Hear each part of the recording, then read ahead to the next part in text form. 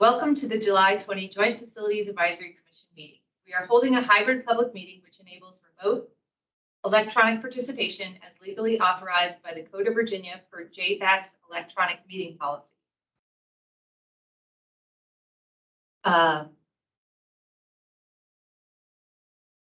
There's a bullet point here that says we have some commissioners here that are in person, and then we have a JFAC member that is participating virtually, but we do not have a quorum, so the person that's virtual is only listening in at this point. At this time, I'd like to orient everyone to our hybrid environment and cover a few specifics about how tonight's meeting will be run. Members of the public may attend the meeting here in person or electronically by using Microsoft Teams link provided on the JFAC website. Additionally, there's a dial-in phone option for those that wish to use it. For commissioners who are joining virtually, if anyone loses internet connectivity during tonight's meeting, please reconnect with us by phone. Please keep your phones and devices muted until you are called upon. Turn off sound to other devices around you to minimize interference. For virtual attendees using Microsoft Teams, please turn off your video feed. I will address when it's appropriate to turn it on in a moment.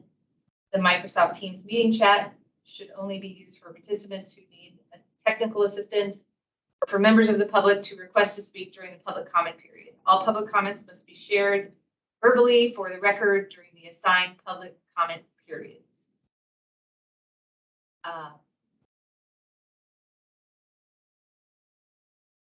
Additional notes for our members of the public who would like to provide feedback and comment. We will hold public comment periods at the beginning and end of the meeting. Those requesting to speak may do so during only one comment period and will be allowed up to 3 minutes to speak on tonight's agenda item. When virtual attendees are called upon to speak, you must unmute yourself by clicking on the microphone icon that is located on your meeting command bar. The moderator does not have the ability to unmute you. You'll be muted when your time has concluded. Lastly, this is a public forum. Today's meeting will be recorded and posted to the county website. All information associated with today's meeting, whether written or spoken, is subject to Freedom of Information Act requirements. Okay.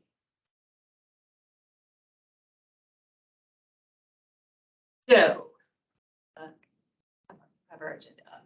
So I gave the welcome and the chair's update. I don't really have it. Well, I have a little bit of a chair's update. I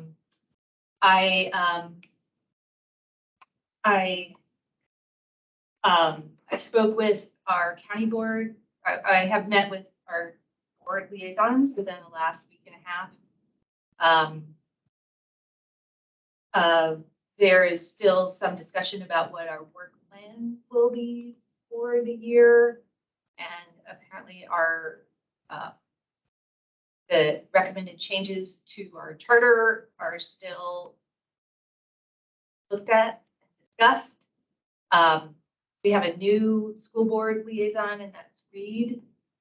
And I don't have any idea what will happen once Reed rolls off the board, but he'll be our liaison until December. So, that's we won't. Libby, Garvey, and did have David Pretty was our liaison for the last 2 years, or a year, but now we have Libby and Reed. So that's where we are.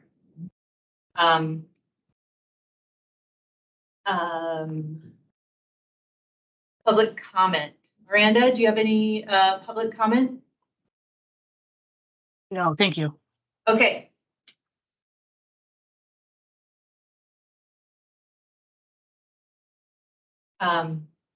Okay. So, liaison update. We're going to get an update from Wells on his plan, Langston Boulevard Community Forum, but he is not here. So I guess we will put that off until next meeting or until he shows up. then I guess we can.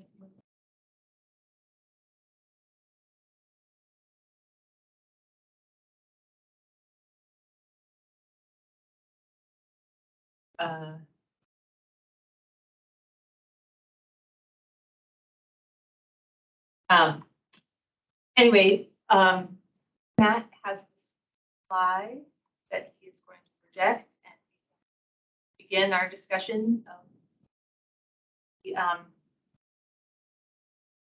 of the pre-CIP report. And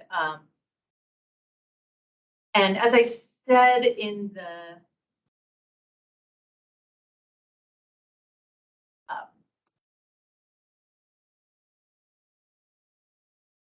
as I said in the email, I wanted us to look through this, to look at this report through the eyes of JFAC. That this is our mission. We may have other seats as members of the community, but I want to make sure that we're kind of staying in our lane and providing feedback that the boards that will be helpful to both boards as a joint facilities advisory committee. So I posted our mission, which I think sort of helps sort of put things into perspective. The overall mission of JFAC is to provide input to the boards on capital facilities needs assessment, capital improvement plans, and long-range facility planning for both the Arlington County government and Arlington Public Schools.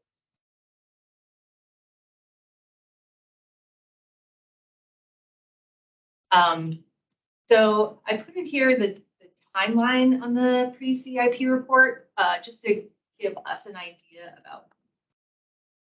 Could you optimize the screen, or I could sit closer? I can optimize the screen, but that makes it so that I can't take notes. So I'll just have to rely on Robert to take notes. All right, Robert. Okay, so I included this timeline because I think it will be helpful to kind of understand, the timeline of when we have to give feedback and also where this information is ultimately leading to. So the pre-CIP report is replacing what is called the ASAP, which happens on the alternate year of CIPs. So last year we had a CIP. This year APS will adopt the CIP report, and that will help guide. I see it as a report that helps define the needs of what will be needed to be addressed in the CIP, which is kind of a financial planning document. So like here's what we need, and then we're going to put it into this financial planning document of how we can, based on what we can afford, and when we need it, kind of timeline wise. So from July, when the report was released, until basically until the end of September, they released the report and they're asking for the advisory commissions, APS, the APS's JFAC, Facilities Advisory Committee, and the JFAC to provide feedback to the school board and also members of the public. They're holding listening sessions and community table sessions. JFAC has been invited to participate in those. And so I'm not exactly sure what the role we would play in participating in, but we have been invited.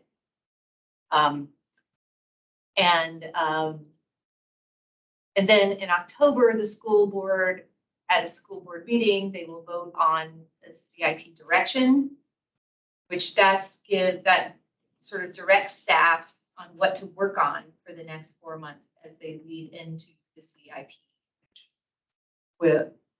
Well, and then there's school board meetings and work sessions and, different things they have to vote on along the way.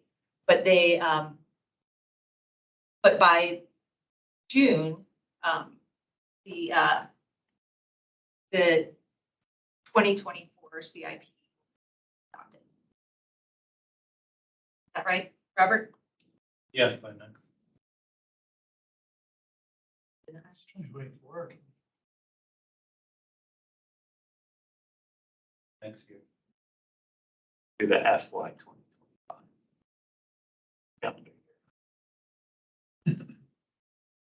Yeah, no, there's 2025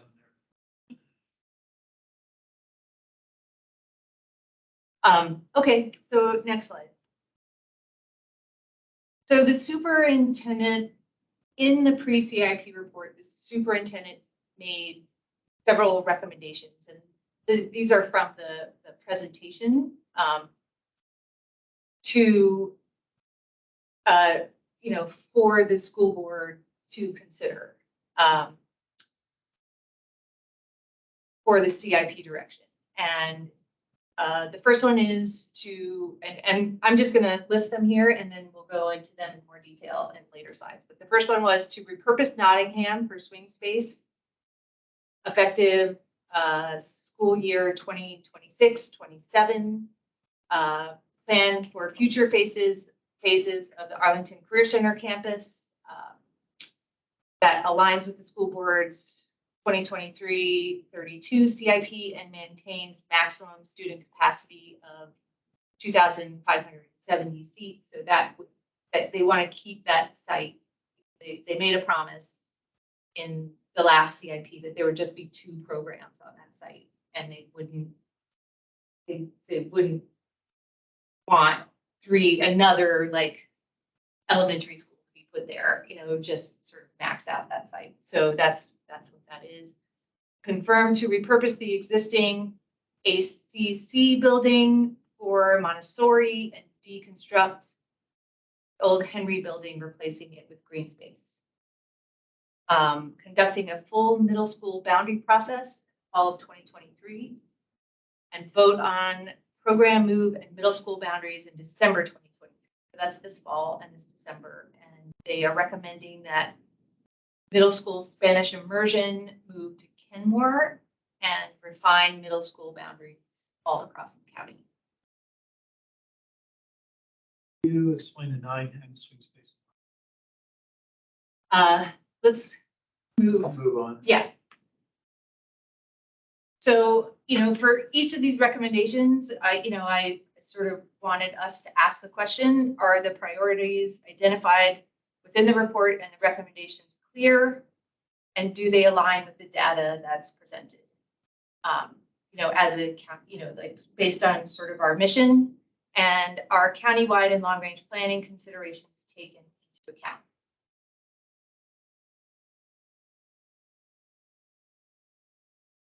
So the recommendation to repurpose Nottingham for swing space. Basically, what they are recommending is that there is excess capacity in the North Arlington elementary schools. So if we have a slide of that, we may need to go to the presentation. But they are recommending that they move that there's enough excess capacity in the surrounding schools that they can move the existing capacity out of Nottingham into other schools that they could mostly walk to. And then leaving that school empty, which could be swing space for the time that it is needed to be. So that more or less. Yeah, and I don't know if we have the presentation up to the given to the school board, that would be. Yeah, I do if you have a slide. Slide 13. I think what you were trying to talk to the excess capacity. Right. Yeah. Slide 13. Yes. Yeah, so you can sort of hard to. Okay. Yeah. So in this North Arlington zone is sitting at kind of 85% capacity. And I mean, we're really looking at excess capacity. I have a slide of it later in the PowerPoint presentation. We're really looking at excess capacity all across the board. I mean, there is some zone 4 is an over 122 capacity, but there's just a couple of schools in that. And that,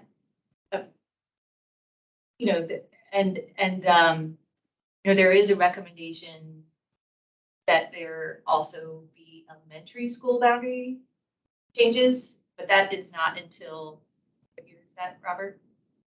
I think. So. 26 or? Yeah, so fall of 26, implementing boundary changes for efficient capacity utilization among elementary schools. So they would repurpose a school in zone 1. The school that they're recommending is Nottingham. And then they, would do boundary changes in between zone 3 and zone 4, probably to balance that excess capacity. Yeah, and in the report, there's two. The report has that everyone got a link to. Has appendices, and some of the appendices are reports in and of themselves. Right. So there's one report that basically talks to the gathering of sites potentially for swing space, and my coworker Liana Gonzalez, we sent it to JFAC and FAC, asking for like sites to be considered. And from that process, one of the appendices talks to the sort of rational way, trying to condense that list into something more manageable based on costs and a whole host of other considerations. And there's another appendix on how they got to Nottingham as a school among a couple of others that were candidates. I think there was a helpful slide. I did watch the work session, and there was a helpful slide that gave numbers in terms of like eliminating a certain number. I think there were 61 sites evaluated, 46 didn't minimum criteria, and there was a cost associated with each of the other options. So some were building spaces or other, and or maybe it was using an existing school as the swing space. So I thought that was very helpful information. I think the presentation in general, I found very helpful. A lot of the the graphs and visuals were very helpful. Yeah. Of slide 26, if you want. Yeah, and I think in terms of swing space, I was on I think it is really important to consider cost, because as we know, in the last CIP, there was a lot spent up front in the first couple of years on a new career center, and not a lot left over in the last 8 years. So what we have available for new information, for renovating an existing school and creating swing space, I think we have to be very mindful of costs. And I do have a couple of slides at the end of our PowerPoint that kind of speak to that. But I think that's a big picture thing that we as JFAC, need to keep in mind. I think also, actually, why don't we go ahead and go back to our, as you can see, like repurposing an elementary school is less than $5 million, and any of the other options are 25 to 70 million. Naive questions.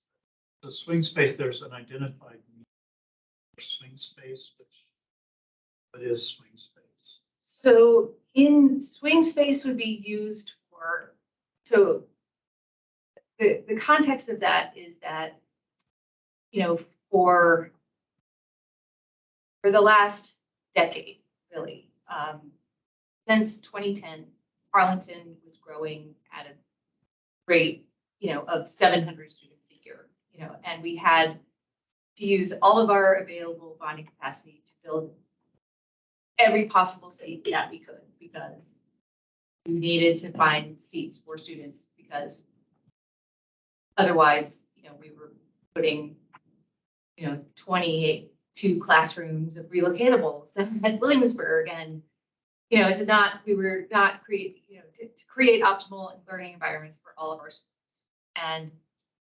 And so just recently, within the last 2 years since COVID, and just before that too, because of dropping birth rates, because of the information that Robert and our county colleague put together. I mean, really before COVID, we were seeing dropping birth rates, and we saw a big shift in kind of, 1 year there was 2,000 over, in the last out years, we were looking at 2,000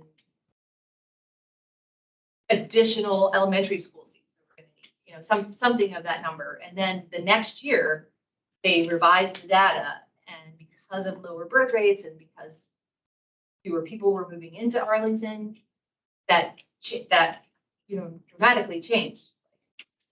I don't remember the exact numbers right now. And then we had COVID hit, and that changed a lot too.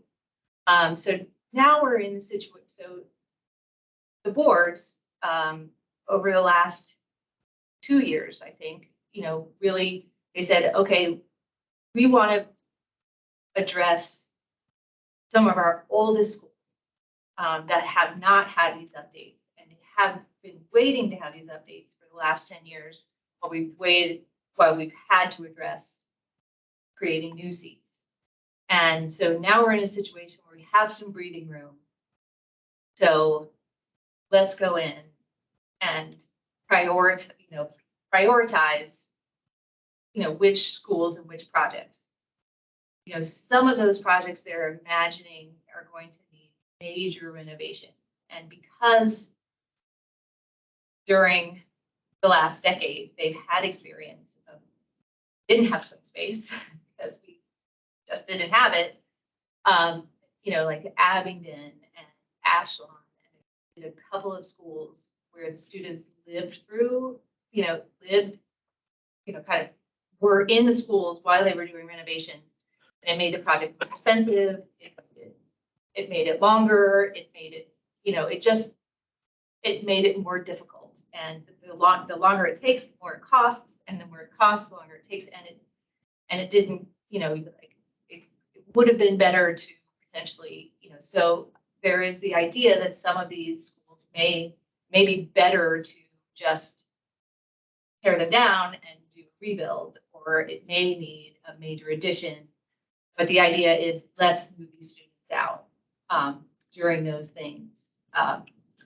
Let's put ourselves in a position where we can move the students out as we can, and do these major renovations that these schools have been waiting for a long time. So last year, school board directed a needs assessment for all of the schools, and JFAC and FAC, really FAC did a lot of input on helping to provide criteria, and and we looked at it too, but it's the long range needs assessment renovation plan. Right, and that report is coming out in December, and that report will September, sorry. And that report will, have give the school boards a sense of school A needs a new roof.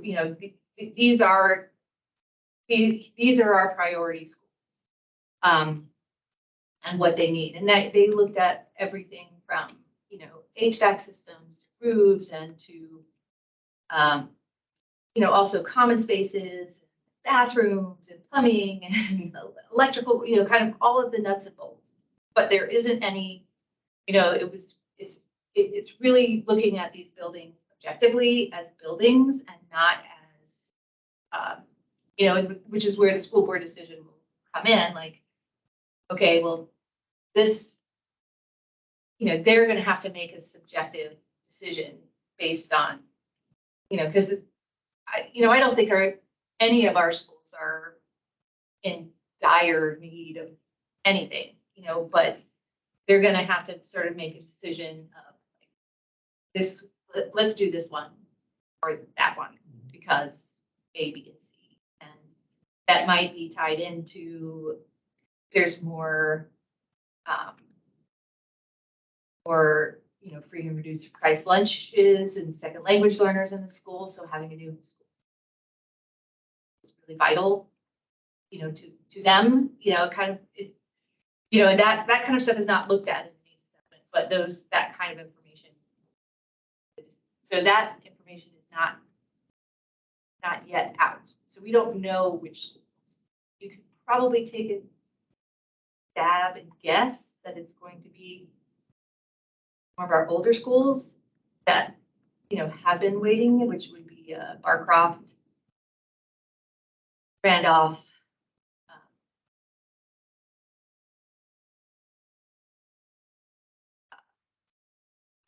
probably Barcroft, Randolph, that haven't had a major renovation and that are looking at, that are smaller schools.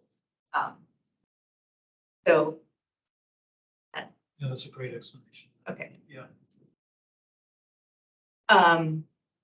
So this, so in the report, it says that in September 2023, the facilities department will present a prioritized school renovation list. So that's basically what you were asking. And so, one of the questions that and what you had as well was, without a list of proposed renovations, how can we assess the need for creating swing space? It's sort of, it's, again, once again, I'm asking, is the data that's presented, in this report supporting this need for swing space? And, in many cases, this is not a criticism. It's like, hey, come up with some data that helps support this. And, I haven't actually been to look at that appendix explaining why Nottingham, but I will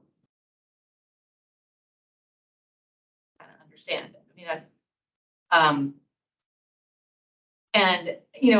I think one of the things when we had APS staff come here to talk to us about JFAC, about swing space, we were asked, I think we could say, what kind of considerations would you want APS to think about in terms of,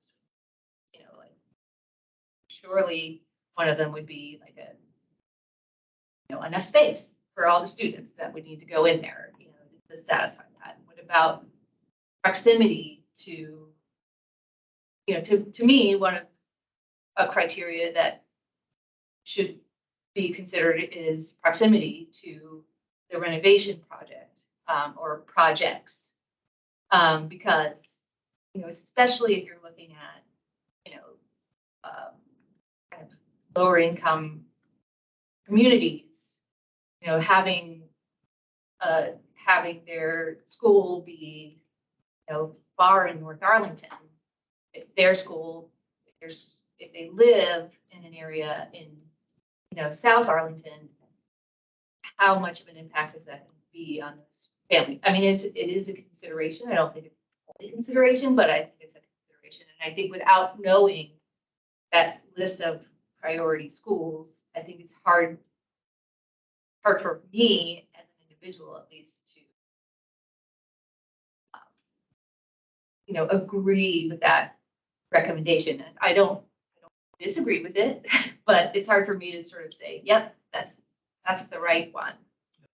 I thought that was helpful that we're going to get that report in September, because I was just mentioning to Robert, and I guess it's not really feasible to have our meetings ask the schools technology issues, but I did go to one FAC meeting at Barrett Elementary, and I thought there was significant room for there, shall we say. So, I don't have as much, we'll see it on paper, we'll have a lot of data, which is extremely helpful. And you're not getting sort of just a one-off here, or, one parent saying this or something that, but yeah, I thought it was very helpful. So I think it'll be really helpful to have something very concrete and documented in terms of all of the schools.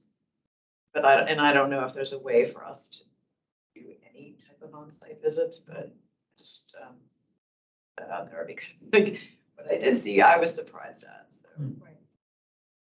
I mean, that is an interesting, JFAC does have their meetings at all different schools. And so, during my 6 years on there, I went to most of the schools. There is a difference, I don't think that there is a, like I said, I think all of our schools are in good working condition.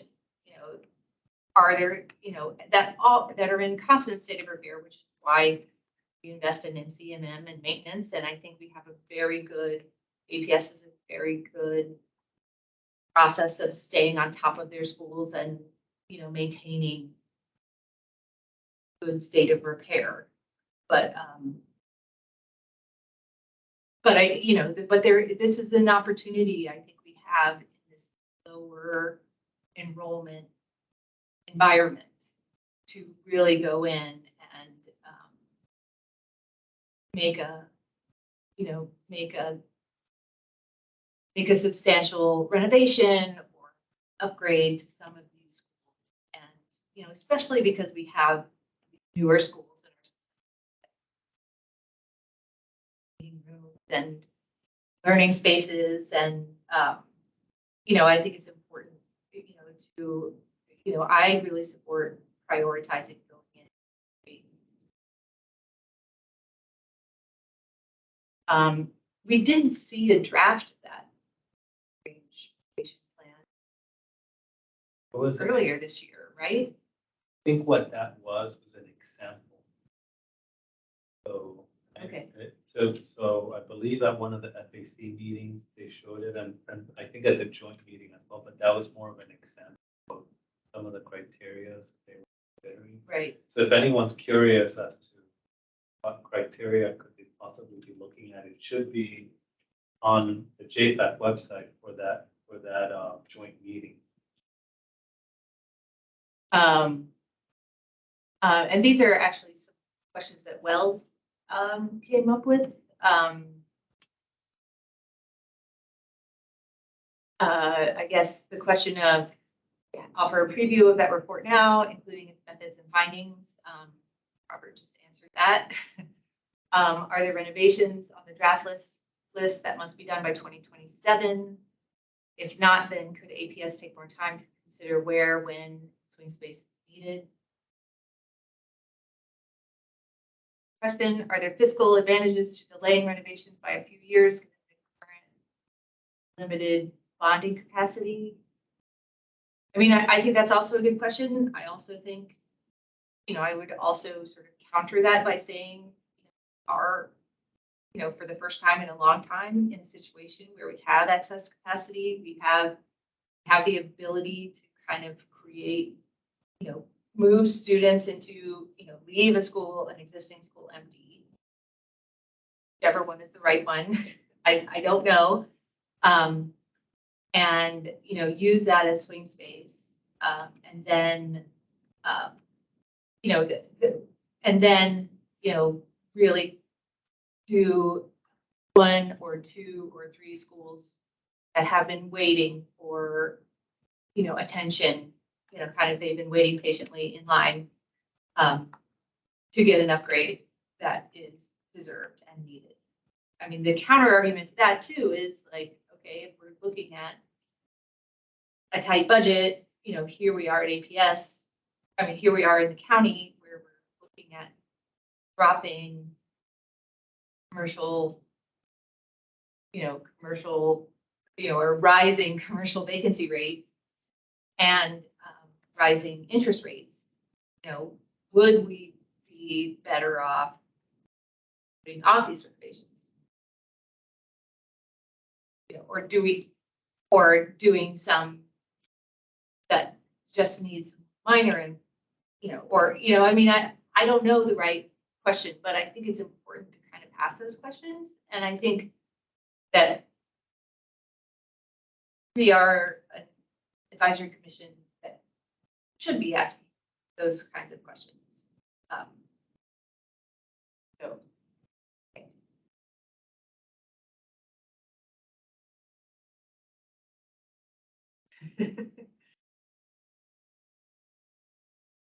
Thank you. This is also one of Wells's questions. On page 8, the report projects that zone 4, which approximates the county's Richmond Highway corridor, it's the one in the south east, is expected to have building design seat needs for elementary students with about 280 more students than seats and a capacity utilization of around 122% by 2027-28. We asked, what is APS's plan for addressing this need for additional capacity seats in South Arlington? And I think the answer to that is that they're planning to do boundary changes. Right? Yeah. And actually, and then, yeah, I mean, I think boundary changes are the right thing, considering that there's undercapacity in every other zone. I don't think building additional seats there is. Yeah, in Virginia Highlands Park, they have a master plan, but on the latest county CIP, it's the time that will be looked at is way out in the future, and so it can be considered, but the time frame might not. Right. I do support master planning for sites. I'm glad the county has that. For CIP, even if it is thinking about it 2030. I support that. I also just a personal comment on boundary changes in general. I think it's a good idea to do it countywide and to include all the schools, both at all levels, elementary school, middle school, and high school. I think it gives you more options. Even if some schools don't experience any change, some schools experience very little changes, some experience more. I think doing it countywide is really, I really support doing it that way, especially after having sat on an advisory committee where you've done it differently. I think it's sort of tied your hands in ways that have limited options that or pit one community against another. And I don't, in ways that I just think you have the ability to make a better decision, better options when you have the whole county to work with to make changes. I think it also, because it cascades upon itself too. And so, sort of saying, I'm going to stop here, stop at the North Arlington line and, South Arlington line, or when you're balancing enrollment out of WNL a couple of years ago. I'm not sure if you were. I was not here. Yeah, you could hear that happen. But you only could do the North and South boundaries. So it was just taking, it's a very limited number of planning units you had to work with. And everybody unhappy. But you had to do it because there were more excess, you just had to balance, couldn't have this the exact number, but you had to move students into the other schools. So you had to do it. But I think if you did it, I'll just say that I really support doing it, countywide at all levels. I think it's a bright idea. I think it puts everybody in the same, everybody's in it. Everybody's invested. Yeah. And if there's one thing that Arlingtonians don't like, it's somebody having something that they don't, and it also doesn't get like one community fired up and then everybody you know, it's just like, okay, we have to do boundary changes. I think it kind of becomes some more. That would be good for the board to hear.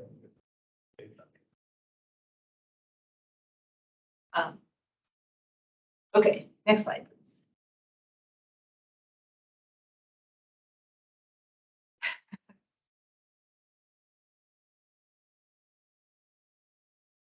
It's also one of Wells's questions.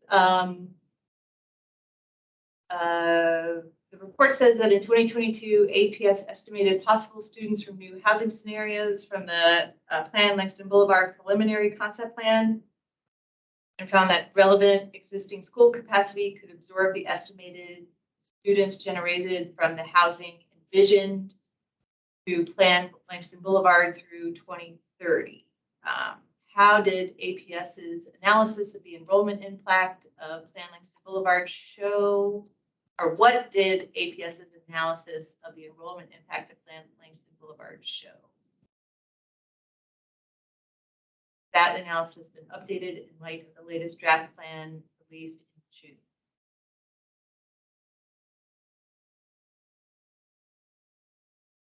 Also on page 5, the report identifies the Lee Community Center as sites identified to meet future community needs.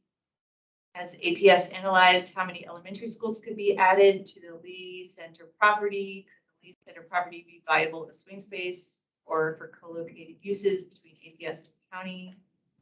Why would new construction take 3 to 5 years after the school year 2028 CIP?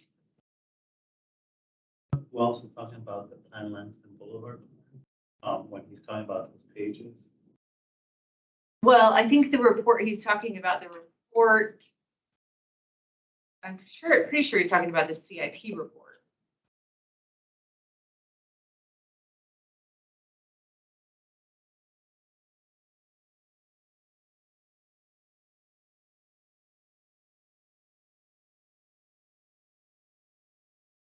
No, the Boulevard mentions Langston Community Center, but that's more for illustrative purposes. What could be done with different scenarios on so like what the site can accommodate.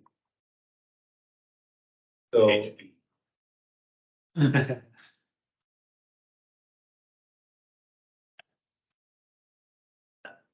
Yeah.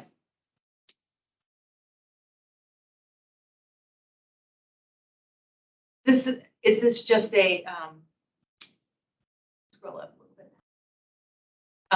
This is just showing what other plans are APS is looking at yeah, as they, you know, kind of create the CIP direction. yeah, and that one I can talk to my colleagues about how we characterize. I believe that when Plan Langston Boulevard mentions the Langston Brown Community Center, is talking about it in terms of illustrative purposes, how the site might be able to fit different sort of facilities, different types of facilities, and how the site could function. But it's not recommending that a school be placed there. It also is partly owned by schools. Okay. So we might need to do some clarification. Okay. So this is part of the section that says APS collaboration? Yes. All right. Why don't we talk about this section? There is a slide on that. And we can just kind of go. Just skip down. Let's skip down to that and look at it. Go back to our. Wait, this one? Yeah. I thought this was, you know, this section is right up JFAC's wheelhouse. So I wanted to just point us to that section and kind of ask for feedback. Is there anything missing in this section? Such as identifying joint use facilities that need future planning. Do we have any additional comments for their section? Are there recommendations to foster additional or improved collaborative planning?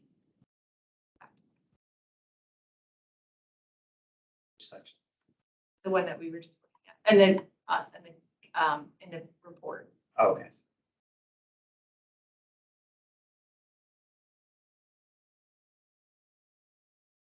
I'm doing great here. Are doing great, Matt.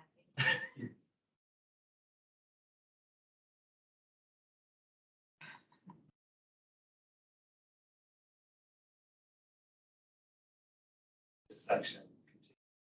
Right.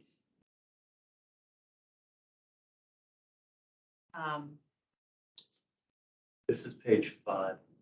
I guess Page this is page 4 4. It and starts on 5. page 4. Starts with Career Center, PLPP, and PFRC, the collaboration that we do on enrollment projections and housing forecasts. And then these are all examples of Right. collaboration that we've done in enrollment projections. Right. Which I think are good examples. Could you go down a little bit?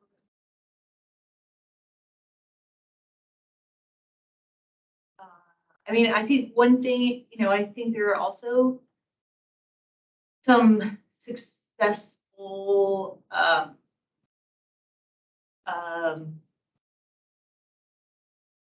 like the Amazon building the Arlington Community High School is, I don't know if that's specifically collaboration with Arlington County, but I think that's an example of APS kind of operating outside. I mean, would that fall under collaboration with the county, or is that? It's listed, it's right there. Oh, it is. Where? It's the community benefits Arlington Okay. Community High School. Thank together you. with home. Okay. Very good. You guys did a great job putting that in. I mean, one of the things that I think this is, I appreciate this in there. I mean, do you guys have any feedback or go on? I think that, it's probably merits a good discussion at perhaps our September meeting. I think that I know this is a bit out of school, but, when Libby was here, she talked about wanting idea generation. She's also talked about, she's said that she wants to look at strategic. So to some degree, we're reactive. This is all good stuff, and the meat and potatoes of getting the work done. The CIP and the pre-CIP kind of reactive, but I think that maybe there's a chance at some point for just talking a little bit more about the vision. What would be the kinds of joint facilities, programs that would make sense? We wanted to really think about how we're leveraging resources and putting program elements together. What would be the things that I'd say strategically we should be thinking?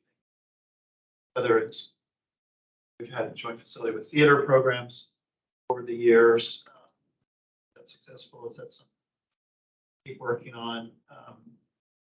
Are there other kinds of joint programs? Pre-K. Something crazy, but housing. And are there things to co-locate or put together with schools to create more, could community centers be integrated in some way? We have great successful programs. EJ is used as a rec center. What works? What would we want? What brings the community together? Leverages facilities. I mean, it's in a way hard to react, to some of the proposals are we getting where we want to go? CIPs, or do we want to start taking the conversation at least to some Together a list of joint facilities. That's history. To me, but I don't know how much. Yeah, I mean, I think the visioning part would be helpful. I think that there would especially be some county board members that would be open, kind of hearing that, kind of visioning on county joint uses. I mean, that's also in our wheelhouse and in our current mission and kind of out of the box thinking. I mean, it doesn't have to be really detailed. I think just sort of saying, including, some, goal of that in this kind of collaborative planning might be helpful. One of the things that I would like to see, in a pre-CIP report that guides CIP direction is kind of a list of joint use projects that were identified in the last CIP to be, whether it's like field space expansion or field space conversion, field conversion or, sometimes, when, sometimes the county has done work on the community center at Gunston, like if there's work in the projects, I also know, I remember watching the county's staff presentation to the boards on their facilities CIP, and county manager, came to the question of the trade center, and he said, I know there's been some questions of the trade center here, but we're waiting for APS to kind of do their planning too, because they share that trade center site. Their facilities and operations is there. There's the bus depot, which was part of the CIP a few CIPs ago, renovation. There's bus parking, school bus parking, there's county bus parking. And I think, I don't need to see a plan, but I just think kind of like, okay, here's a list of the projects that we foresee needing joint use attention within the next CIP. And some of them may have been identified already in the last CIP in the out years. And some of them, may have, not been identified, but still need some planning. I mean, I do think that the trade center planning, it's sort of off, it's been pushed off, but there's a lot that pivots around it. Right. Envisioning. Right. I mean, this is again a little out of school, but it's against the inertia of the bureaucracy to want to do joint. Each department has enough trouble themselves getting support for whatever program they want to do, let alone saying, hey, let's work with that department and, work on this together. So I think that you have to push it, citizen side perhaps, or the board side, because the departments may not really be all that highly motivated to come up with their own creative proposal. And why would they? There's no reward. Complicated, it's harder to achieve. And from our citizen side, maybe we're looking for efficiencies. We're also looking knitting together the community. That these pieces come together where the whole is greater than the sum of its parts. So maybe that it's worth some just discussion, Be things, ideas that don't go anywhere. But it wouldn't hurt to put that out there. Now, how does it fit into this process? I don't know. Right.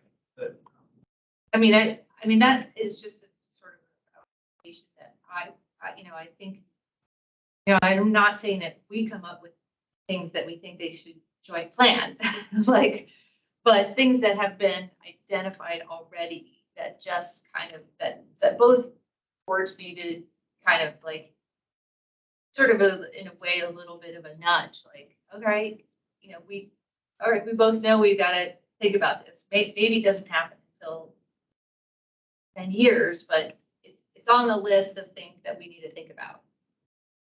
And I think that would be sort of a helpful step.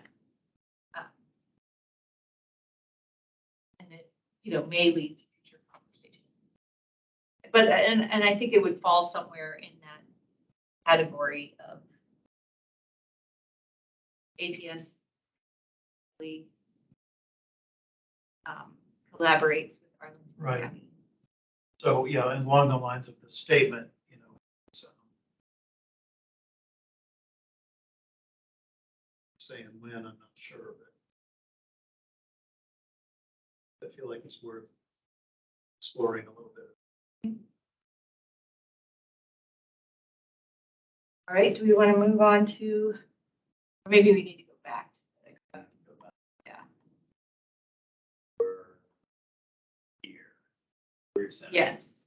Okay, so this is also a recommendation in the report for the CIP direction. These are direct quotes from the presentation, or no.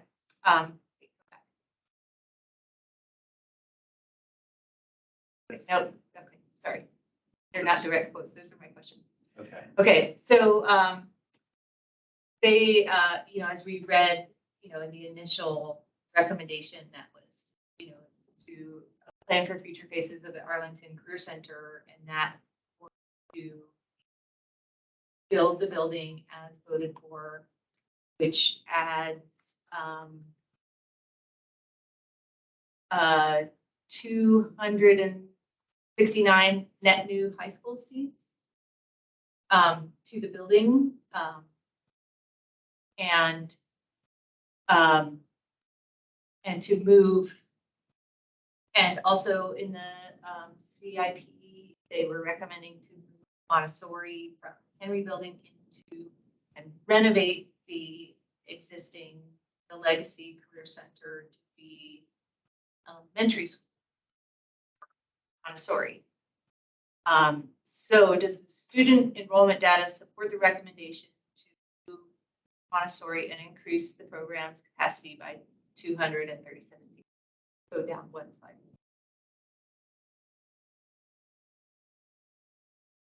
So here's the projected elementary school capacity utilization chart, and that blue chart is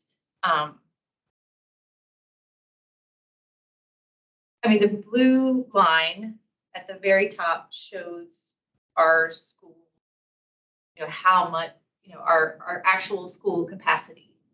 And the other bars are projections telling us how many students we're projecting. So every year for the next 10 years, we're looking at close to 1,000, sometimes,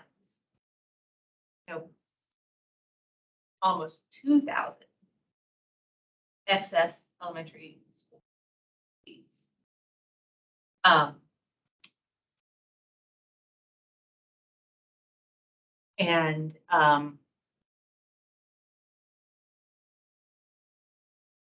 This is also, kind of shows you, gives you a picture of, how we can potentially use an existing school for swing space.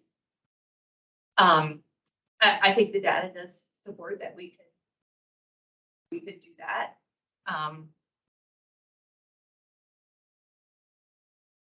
To me, I don't see justifying in a tight, you know, when we should, when these long-range renovation plan schools have been waiting for money, you know, have been waiting for an opportunity to have renovations done to their school. Why are we creating 237 more seats?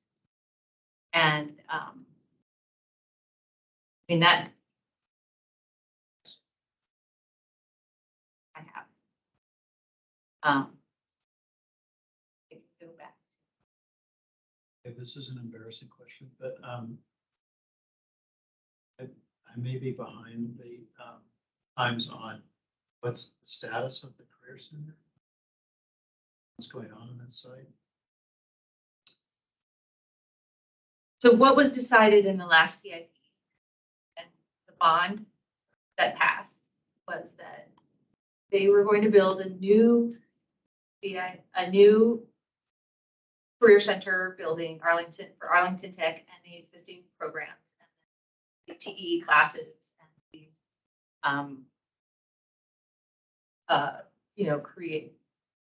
And the decision of the board at the time was to build a bigger building, which added 369 additional high school seats. That decision left the Legacy Career Center, if they were using it to continue the programs in that school while they were building the new building.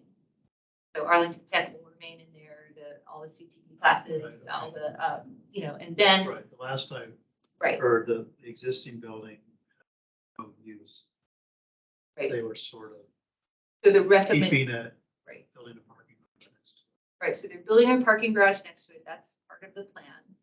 They're building the parking garage on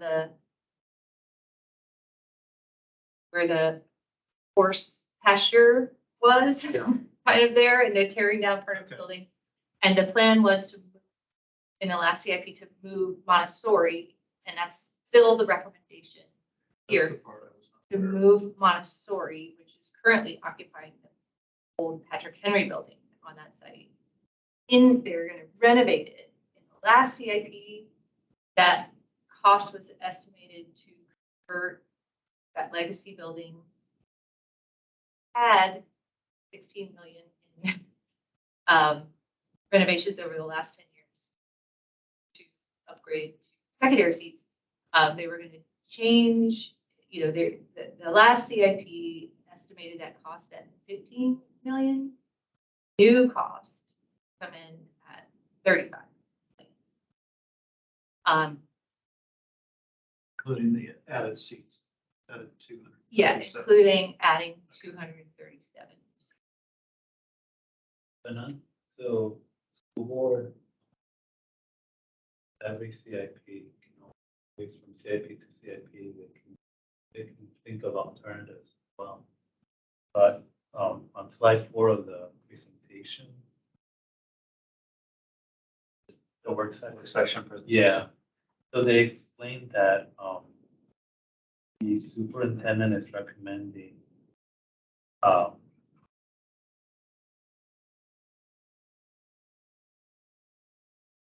thank you. Yeah, so facilities and operation will present the plan for future phases at an April 2024 school board. So some of this, it's still evolving. So, but the key is that it aligns with the school board's fiscal year 23-32 CIP. So as staff, we have to follow the direction provided in each of the prior CIP directions. So the CIP direction was to maintain maximum student capacity at 2,570 seats. And so at that meeting, one of the topics will be confirming the repurposing of the existing building for MPSA and deconstructing current MPSA. That's something to consider as well, in terms of a lot of the content that's it's always, it's noted following the CIP direction, in this case, the 2332 CIP direction. So that lays out a lot of things that are contemplated in this report and in that presentation. And thank you for clarifying that. I mean, I think that's why I hope that our feedback is kind of looking at data and consistencies and, maybe there's, like with that, like, does it make sense to build 200, in this environment like that?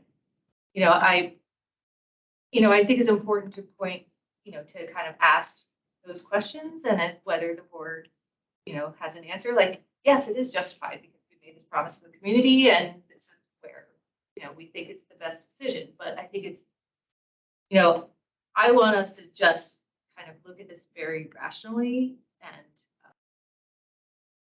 and to provide,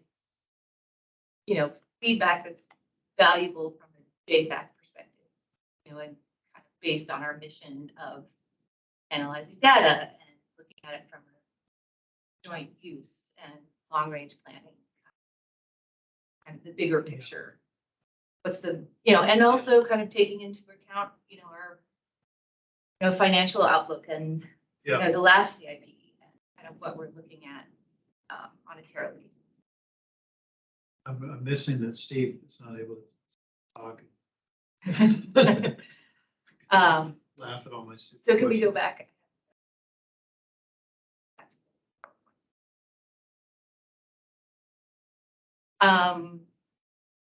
So I also asked, one of the things, is there preliminary information from the long-range facilities renovation plan that prioritizes a new building for Montessori? Like, do we know that Henry building? I mean, I know it is a one-story building that takes up a lot of space on the site, but do we have data to support that it should get $35 million for renovation or any other school? I mean, that's the.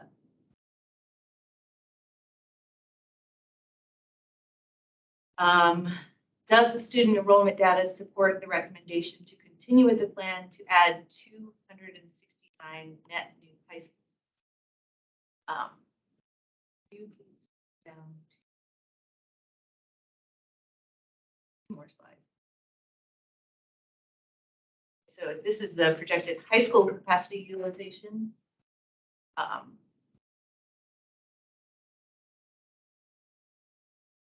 Also, again, we're looking at over capacity.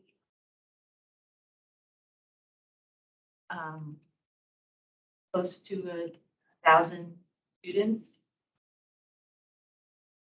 at every.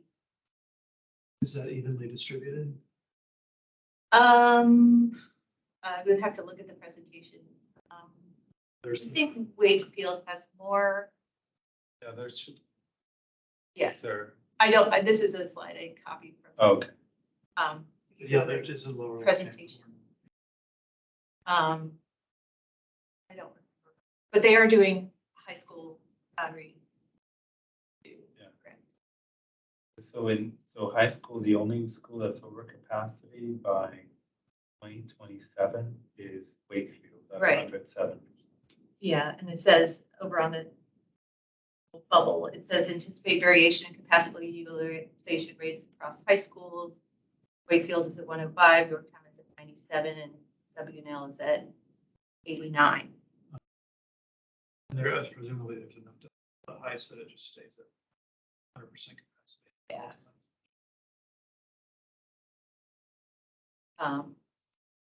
Yeah, they keep it at 100% or something. Yeah, so that, like, again, I just like, here's the data, we're looking at this you know, looking at the seat surplus that we can, you know, if there is unbalance, we can, you know, do boundary changes or program, which we have done. APS, yes, has done in the past. So is there data to support adding this 360 net new seats in?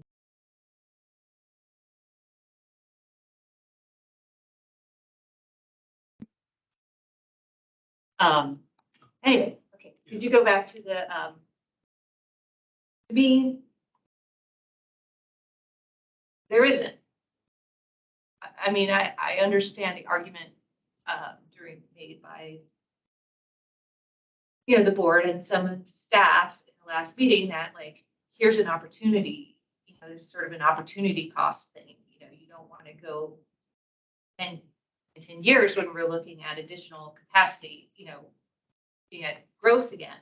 But right now, based on birth rates and move-in rates, you know, it's projecting a decline in the next 5 years. And high school seats, and their high school is the most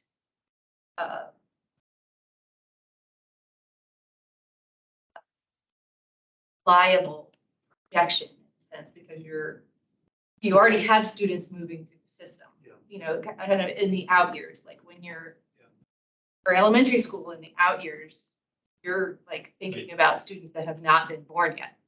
You know, so you don't, things could radically change. There could be a baby boom post COVID that we don't know about yet. You know, like revenge travel, there's revenge children. I don't know. You know, I don't know. Like, but with high school, you know, there's already in the system, and we're looking. Projections are showing a market decline. And so does it make sense to spend that additional money in an environment where we're looking at, you know, rising commercial vacancy rates, acting increased responsibility to Metro spending, but Libby was explaining to me yesterday, and just, you know, new demands on our money now that COVID relief money is appearing, and rising interest rates, which means that, you know, with a 10% debt service limit, you know, 10% goes less far, and rising construction costs. So, I mean, that's sort of a bigger picture thing. And then another question I had, you know, one of the things that, as long as I've been on a facilities advisory committee, whether it be the APS one or the joint facilities, there has always been this push and value of creating flexible spaces, you know, spaces that aren't for just a specific program, or spaces that could easily be converted to something else, or sort of forward thinking like, well, if enrollment goes down or continues to go down, could this space be converted into a community center, library, or a medical, you know, county medical facility? You know, kind of what are, you know, are we creating flexible spaces? That was really something that was a value that I think makes sense, and I think it's a value that was always sort of underscored in planning. And so I just question with the, you know, is the, you know, it is a question. Will the renovation plan for the Legacy Career Center for Montessori at the current estimated cost of $35 million be a flexible space? Or is this, you know, a very specific space being made for Montessori, which is an option program, which APS has a history of moving? which doesn't need to be. It's also kind of in the corner of the county that is growing within the Bristol City area.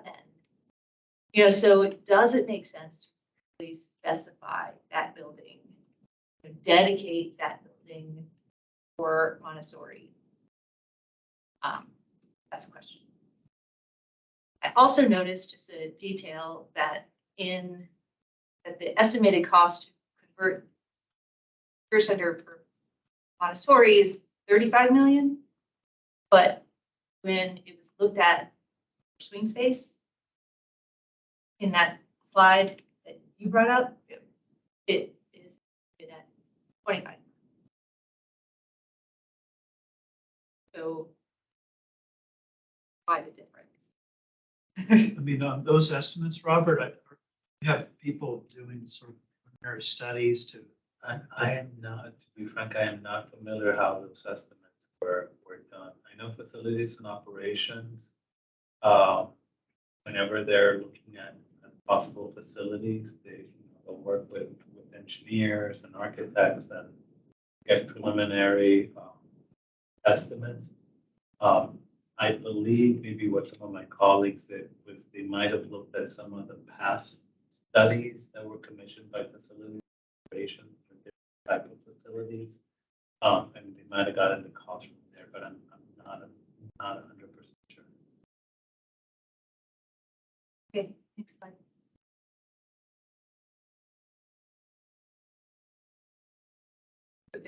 Yeah. Okay, so here's the middle school boundary process and program also recommended, also one of the recommendations in the report. It recommends moving Spanish immersion at Gunston, which is over capacity, to Kenmore, and then doing county-wide boundary changes. Williamsburg is sitting at 65%. And the others are, again, I will reiterate my thoughts on, I think countywide boundary changes are the right way to go. Kind of looking at all of the boundaries, I think it gives you more options. I think moving moving Spanish immersion out of Gunston makes a lot of sense. In the far south part of the county, it's a little bit more centralized.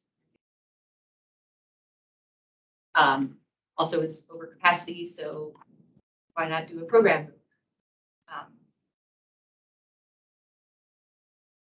It is sort of striking to me, though, that just the contrast of 10 years ago, Williamsburg was so over capacity, they had 22 relocatables, 22 classrooms relocatable, covering their parking lot.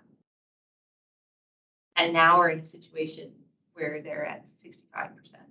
Yeah, those. And I mean, it shows you that we do go through ups and downs, which I think is another argument for flexible spaces.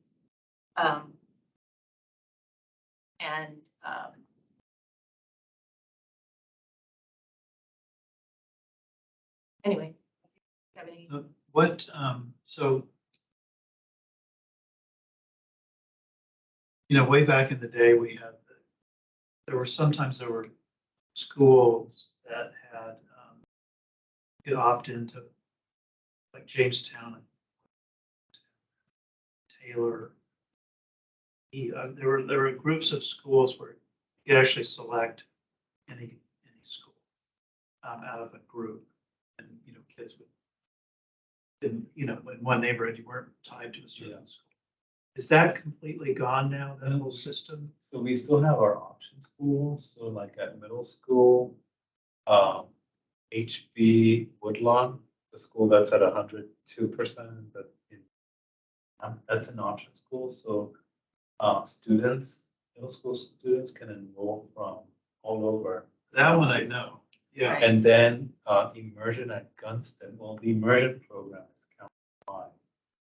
So students who go through the immersion program at Escuela Key, Claremont, and they transition to middle school, they choose to continue, they can go to Gunston. So that's an immersion program within a neighborhood. Yeah.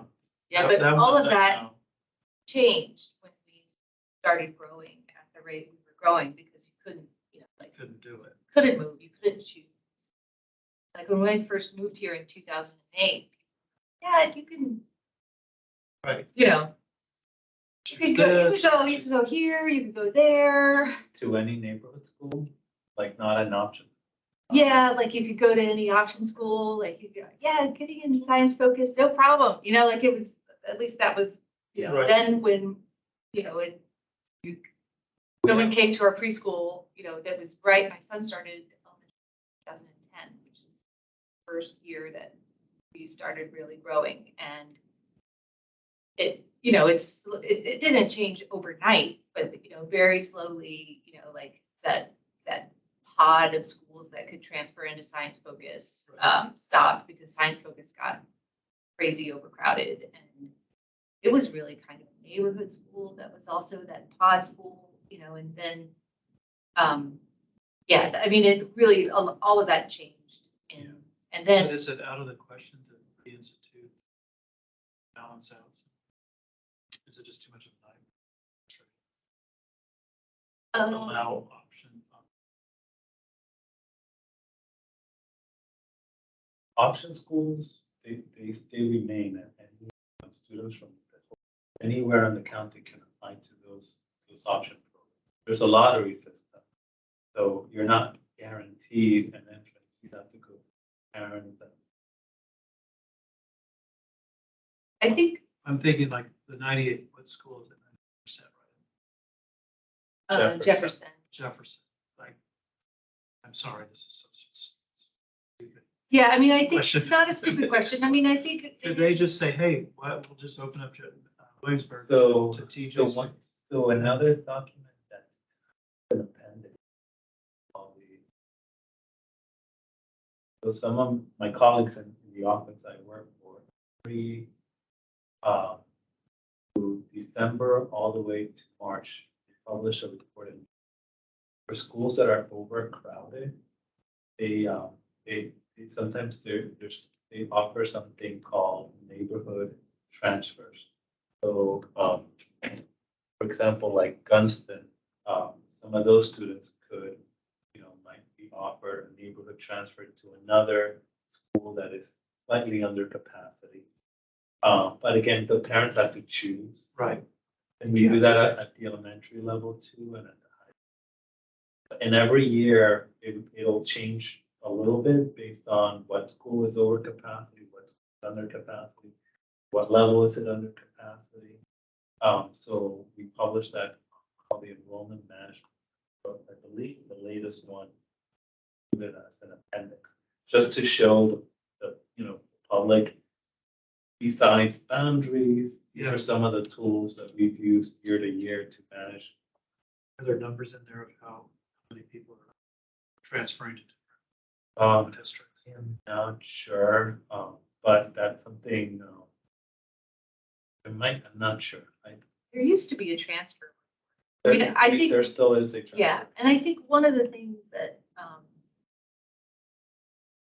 to consider with, offering more of that is that APS buses their students. And so if you did that, you're sort of also, to cost of, busing one kid from this neighborhood to a school far away. And,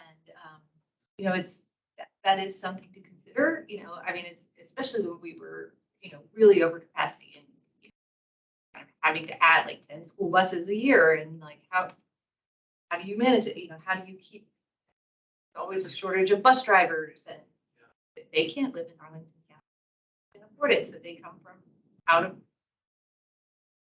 where else in the state. And then anyway, it is, it's sort of one of those things in Arlington that the more you think about it, the more complicated it gets.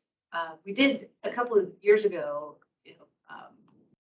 Montgomery County, Maryland has a section of their county called the Down County Consortium, where they have several high schools and you can rank where you want to go, and you'll be able to go to any of the high school, and they have different programs and different specialties in each school, so you can kind of choose, or you could, you're automatically into one, and so a couple of people, the FAC county board members went up to talk to them about it, and the reason they did it was because they were facing having to do boundary changes, and they just didn't want to do them. So they say, let's just throw this lottery. And I mean, there were some positives to it in that they could balance diversity, they could balance free, they could by accepting the number of students, they could sort of self-balance, but the downsides were they really had to bust a whole bunch. I mean, they had hubs and you could pick up, but it was complicated. Yeah. John Chadwick, I am not busing all those students all around Arlington, but like there are options like that. You Like weigh that against the cost of building. right, yeah, but when There are options of smaller. yeah. Anyway, okay. Do you guys have any other comments about this? The only thing I'll add is that we have included an appendix. We do have draft middle school boundaries, so it is county-wide. Okay. And those are gonna be refined summer based on that. Okay. But, so that is included in the report as well, it's very much draft boundary proposal. Okay, so the middle school first. Yes, and that's one of the things that the board will look at on October 12th, which is why that's a key date. Okay. Okay, thank you.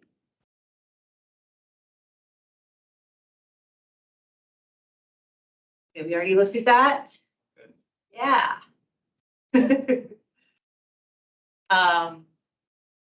Okay, so on the pre-CIP report on page 8,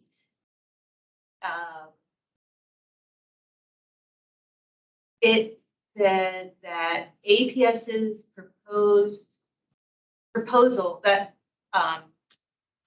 that's in italics up top is a quote from page 8 in the pre-SE report. It says feedback on the superintendent's proposed FY 2023 CIP noted that APS's proposal lacked the level of detail included in the county's CIP proposal.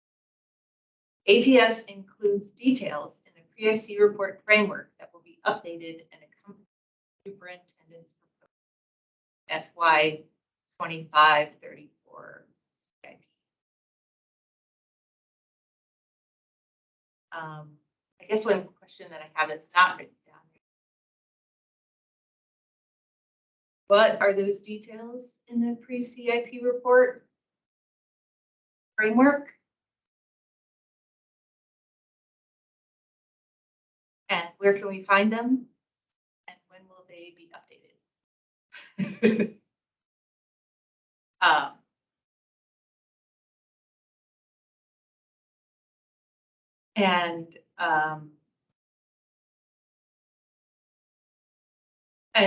And my guess is that feedback that they got came from us.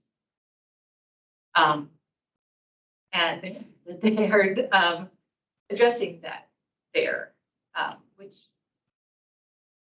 is appreciated. It's nice that it is acknowledged. And It's for a different FY CIP. for the upcoming CIP, the CIP that they will vote on this next June. So, yeah, so I just do wonder what are the details in this pre-IC report?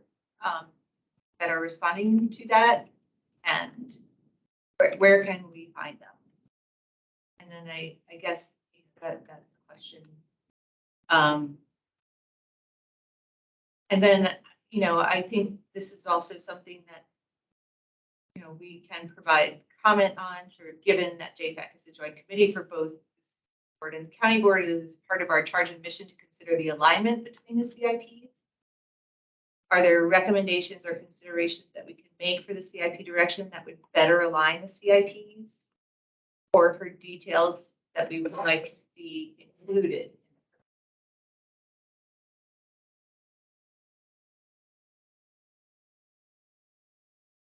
And, yeah. We make those. By our September meeting. Okay, okay. Yeah, I mean, yeah, or, you know, I'm just sort of throwing that question out there, you know, be a, you know, a proactive recommendation, like, can your CIP directions align? You know, like, are there joint uses, you know, that have already been identified? I'm not saying that we should identify joint uses, but are there joint projects that have already been identified that should be, that are included in one, you know, one CIP direction, but maybe not included in another CIP direction? You know, are those, you know, I mean, I think broad strokes here is what I'm thinking about, not like very specific, like, details or asks. My recollection of this from the last CIP process, and I think it was something that Claire brought up, was just that in the actual CIP reports that APS does, the county does, they're just, you know, they're formatted differently. And like it says in the top bullet here, there's a different level of detail. And so in the county CIP, if there's a project that's in the CIP paragraph or two, like it gets a page Right. that has maybe like a paragraph description of this is what this project is.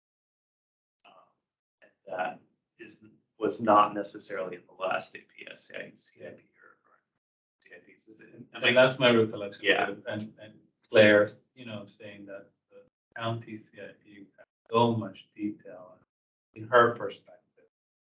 This school APS didn't. And so I think that's where we've included mini reports within this larger report to kind of add that detail and just try to explain as fully as possible the rationale for why this was considered, why that was considered.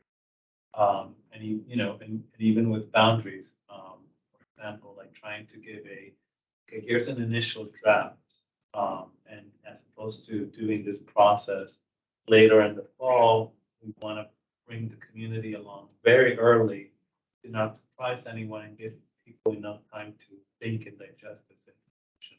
So that's where that sort of that mention of detail comes from. Right. It's like, let's just add more information and more rationale for like all the decisions that are being recommended Right. to the school board. You mean you're going to show your work? I like it. All for that. Yeah, I mean, I think sort of giving feedback on this, you know, will be, you know, I mean, I think, you know, from my perspective too, you know, one of the frustrations, or I just say, one of the observations that I had when I was looking at the CIPs, you know, pretty closely to give feedback for JFAC, was that, you know, when I first noticed that the county had, you know, because of COVID and because of not doing a 10-year CIP, they had just done some short-term CIPs before that. This is the rationale that the county manager gave, or that was given in the report, was that they had a lot of backed up projects that they needed to kind of get into the CIP, just for general state of repair and for other, they weren't building a pool or a new community center because those were already done, but I first noticed that they were really pushing that 10% debt service limit in the last 8 years, which made me kind of dive into it farther and think, okay, well, what are these? And every project was detailed and estimated and cost, and there were numbers put in there, and in APS in every prior CIP that I have been a part of, there were always TBD projects, but there was always a cost estimated with it and a rationale for why we needed to do that TBD project. Like at an excess capacity, an excess need for elementary school seats. So we've got to just, put this in here, or kind of start thinking about where we're going to find these seats in year 9. And so there was always a number with them. And so I had a really hard time with the APS CIP that was not showing costs, because I see the CIP as a financial planning document, and you take the needs that are identified in this pre-CIP report, which I understand was done for the last one, which made it sort of tricky and a little bit less clear for everybody. And then you sort of fit them all in with timing and what's bonding available and sharing that bonding capacity with the county. And so, to just sort of say, we're going to do this project in these first 2 years, and then we just have all this money that we'll determine later, to me, is not long range planning. I mean, they eventually plugged in numbers in there, but you go down one.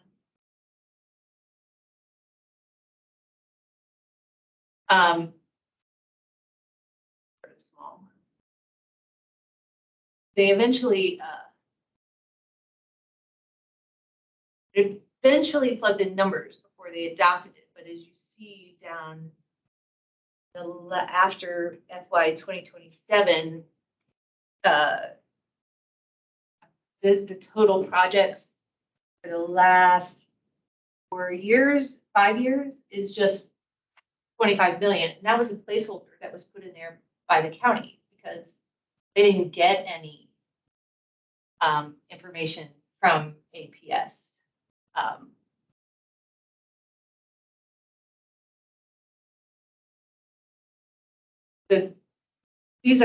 This is the county equivalent of what we just looked at, sort of, and so stand up.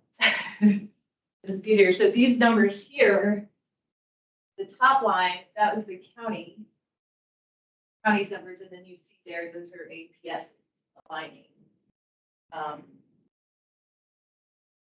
And you see here, this is the county's debt service ratio they're carrying for the last 5 years. So, I think, that's not a criticism of the county.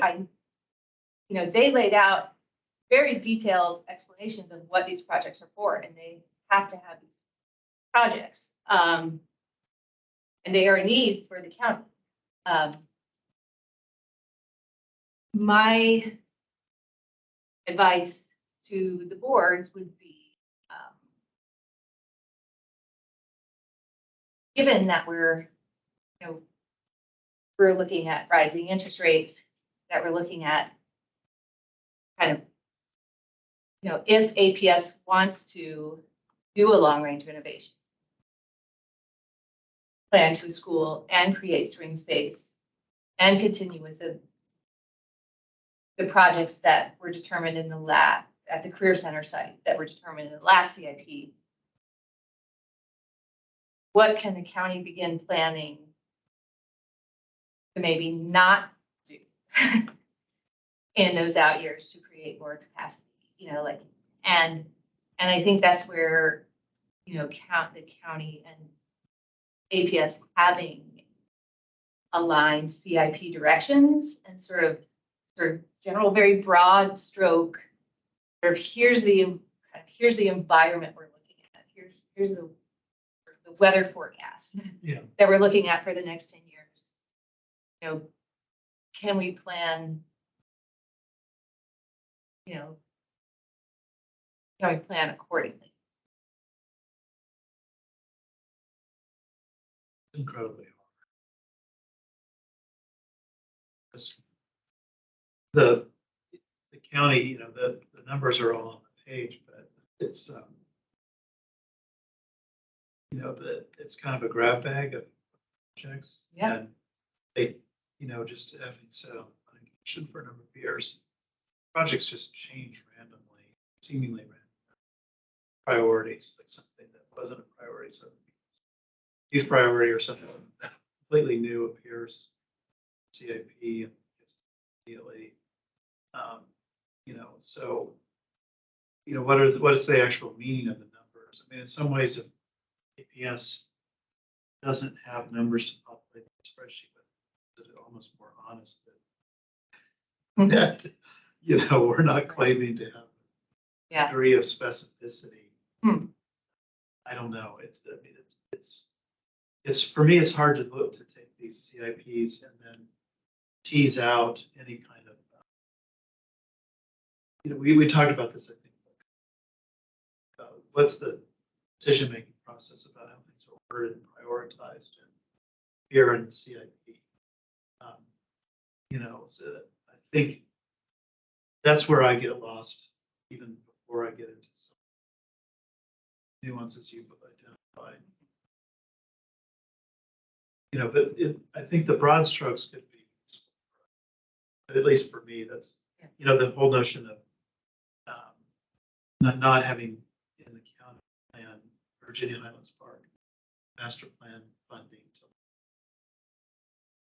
And there's, a community, perhaps need for a school, elementary school, or change in capacity there. There's a misalignment potentially in the CIP.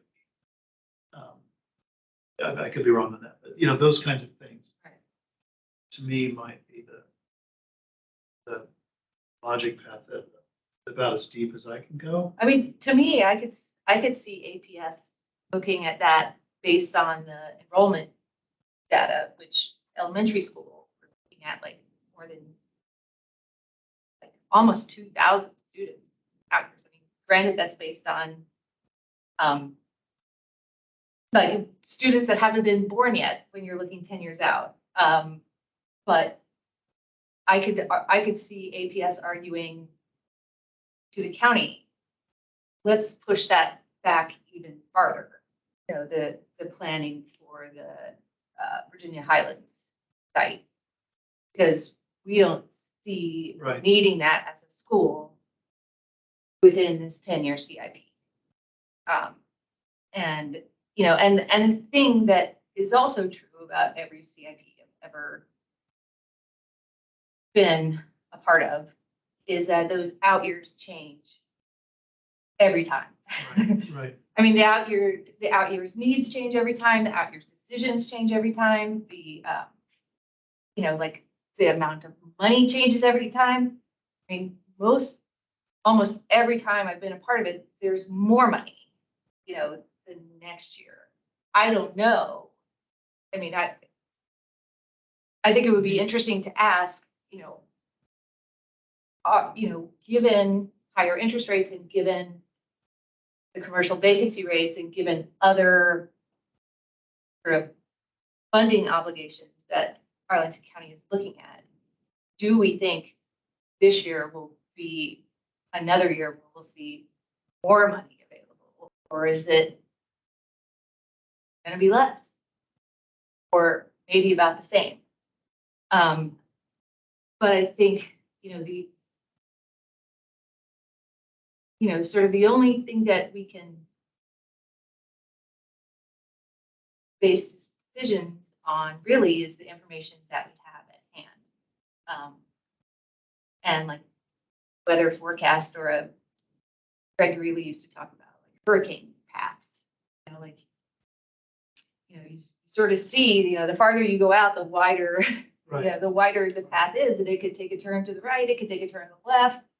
You don't really know, but if you're falling within that wide path, like, you gotta sort of get prepared a little bit.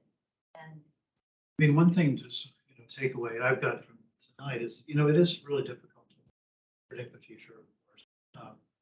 And, before we had over capacity, needed more capacity, and now we have excess capacity, but it's unbalanced. I mean, I think in terms of our mission, joint facilities, maybe there's a way of, we need to think about how we look at these facilities and how they fit into integrated planning. So like you just said, can we have more flexibility in the spaces such that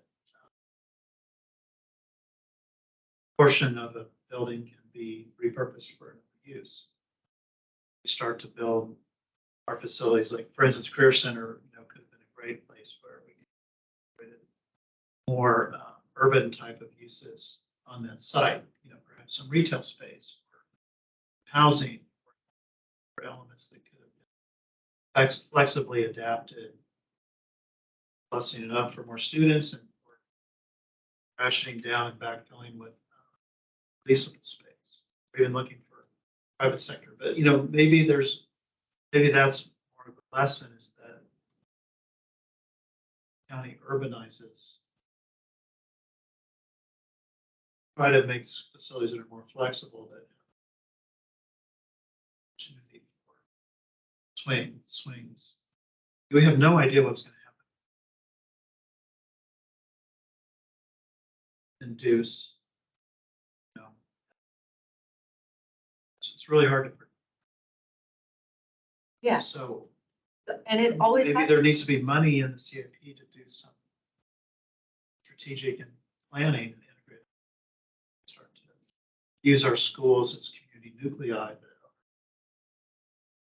multi-purpose community centers, singular purpose-built, brittle facilities that become obsolete because we have no other use for the building.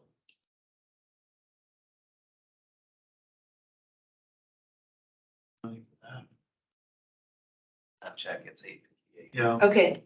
Do we want to see if Miranda has any? Miranda, do you have any public comment? No, I don't. Thank you.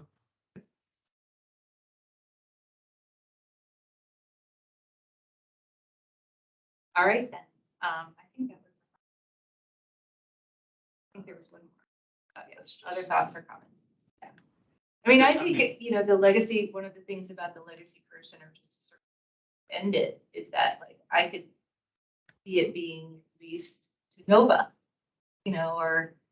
or use the kitchen that's been used for culinary arts, for kind of creating a space that could be rented out for events, and other community, and that the students could come, or it could be like other community cooking classes, or I think that they're for the county, sort of adult cooking classes, get master chefs to come and teach a class. I don't know, it's sort of just thinking out of the if for some reason a decision is made not convert it to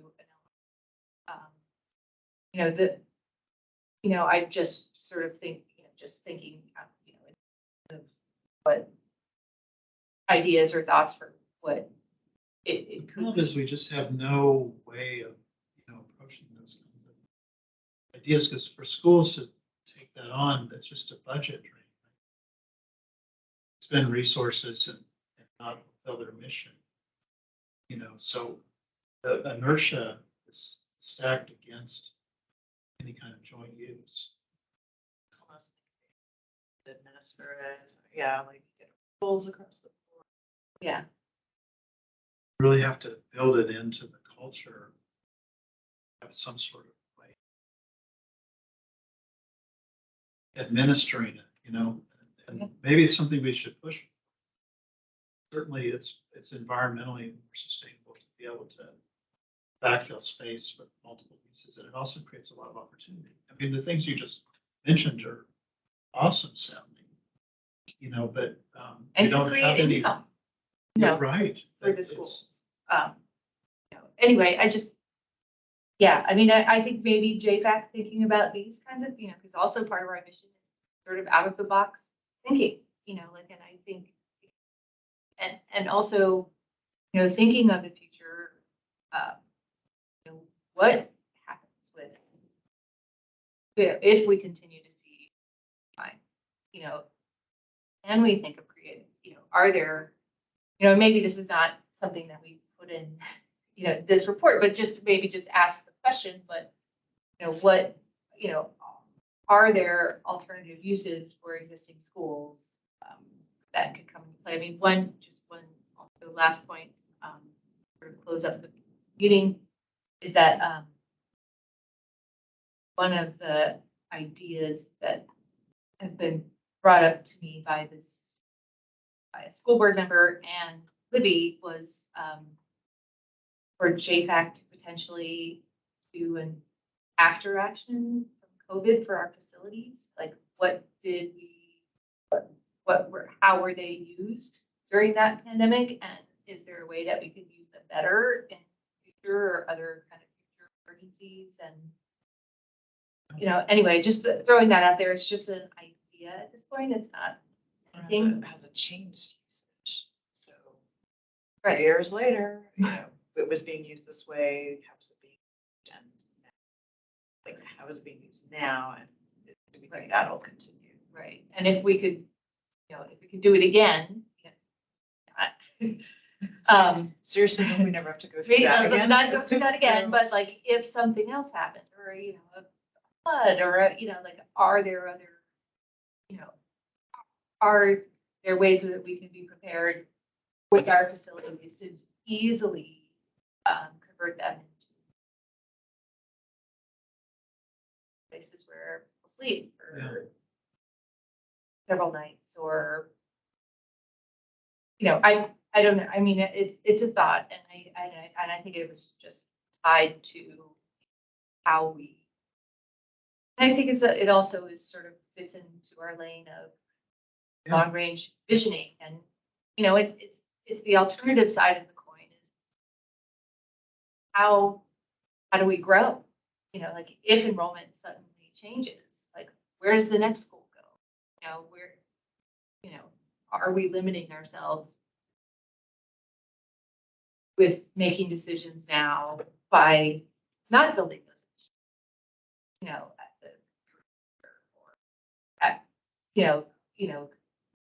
is that the right thing to do? Because, 10 years from now, we may be looking at enrollment growth, just as severe, just as steep as we were 10 years ago. Like that stark contrasting slide of Williamsburg being at 65%, will we see that? Yeah. The other way around? So were boundaries redrawn or what? They converted the old They HB set up- building into Dorothy Ham, and they moved HB down to the Heights. And then, so that created a middle school. Okay. Swanson was also, Williamsburg and Swanson both had about 20 classrooms on their site. And hallways jammed, not enough lockers, students.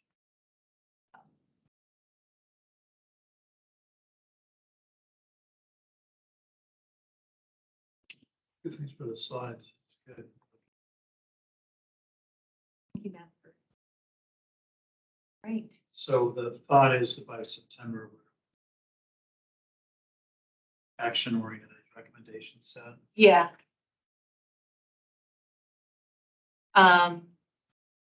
Yeah, I mean, I think this is sort of a preliminary ground run, and I think we will probably do probably something similar if you have any thoughts or how to, and then we'll maybe from this discussion, I'll come with some sample recommendations or thoughts that we can kind of approve, and hopefully then we'll actually say yes to that recommendation or change that recommendation. Because we will have to have a turnaround time. Draft recommendations that we then edit and approve or read out.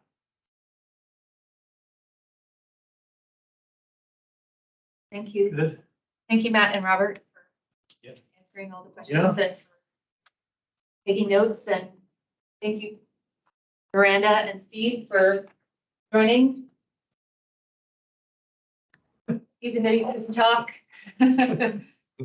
I hope I'm allowed to say good night. Good night. See you, Steve. Bye bye. Take care, all. Bye.